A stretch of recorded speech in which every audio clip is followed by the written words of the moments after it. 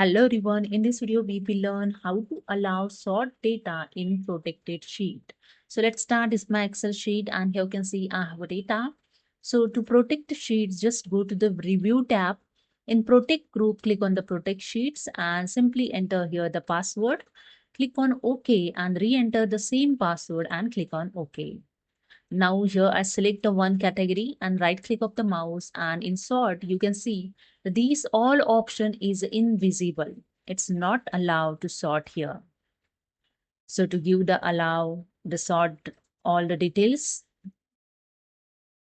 So to give the access to user to sort the data in your protected sheet. So it's simply unprotect the sheet first. I just unprotect and again I show you how to protect sheet with allow sort data. Okay.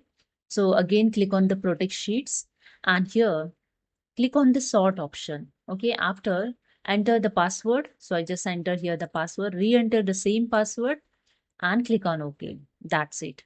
Now I select the any category, right click of the mouse and click on the sort.